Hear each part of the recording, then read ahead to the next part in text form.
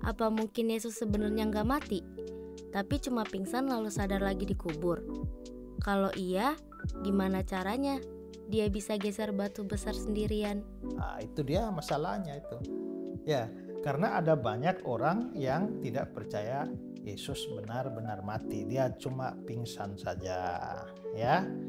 Nah, masalah dengan itu, kalau orang mengatakan, ya ada banyak orang tidak percaya, ya ada banyak orang dari agama lain menganggap demikian, maka mungkin juga ada orang Kristen yang ya agak aneh sehingga tidak percaya Yesus bangkit, lalu bilang dia pingsan. Itu tidak memungkinkan.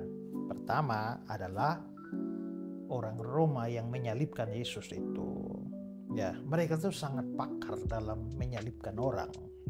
Ya, Yesus itu bukan satu-satunya orang yang disalib itu. Sebelum dia itu sudah ada banyak orang. Pokoknya pemberontakan itu disalibkan pemberontaknya oleh orang Roma. Orang Roma pernah salib orang itu ya. Tiap 2 meter satu salib. Tiap 2 meter satu salib. Panjangnya itu kira-kira 80 km. Bayangkan aja. Mereka itu pakar.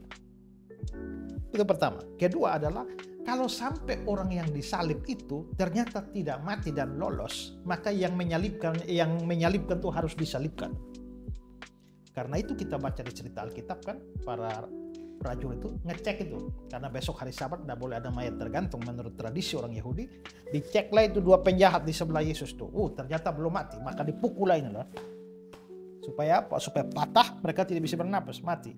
Tapi begitu ngecek Yesus, ternyata kok sudah mati. Tapi untuk memastikannya ditusuk tombak, keluar air dan darah. Itu bisa dijelaskan secara medis bahwa itu memang gejala yang membuktikan kematian. Jadi tidak pingsan.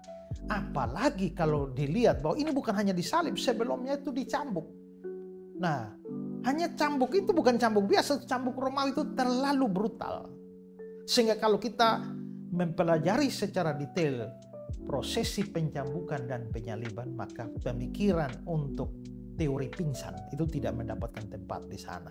Nah, itu ya berikutnya lagi itu ya seperti yang saudara sudah tanya kan, kalau memang pingsan bagaimana caranya dia bisa geser batu besar sendirian? Nah, itu kan.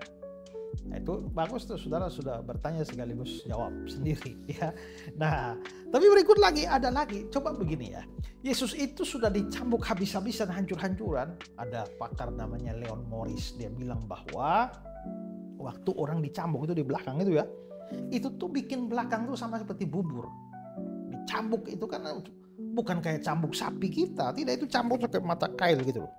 Jadi begitu tancap masuk daging, tarik itu robek. Nah, terus dicambuk sampai robek itu. Nah, ditambah dengan disalibkan ya, ada 2 teori katanya, dipakul di sini atau dipakul di sini ya. Manapun itu sangat fatal. Ya, kira-kira coba pikir, seandainya dia memang pingsan saja, kira-kira 3 hari kemudian bisa jalan-jalan. Kalau kamu ditabrak motor sampai bengkok-bengkok gitu, apa 3 hari kemudian sudah sehat bugar ya jalan-jalan? Kan tidak bisa, minimal ada ya istirahat itu mungkin 3 bulan baru bisa tertati-tati. Tapi Yesus ternyata 3 hari kemudian tuh sudah bisa jalan-jalan. Wah, menampakkan diri dalam keadaan yang wah kelihatannya sehat walafiat. Masa itu pingsan? Maka teori pingsan yang tidak masuk akal ya.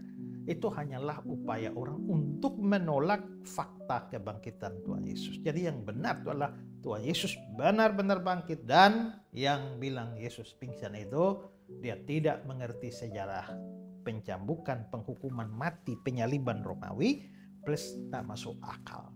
Ya, gitu.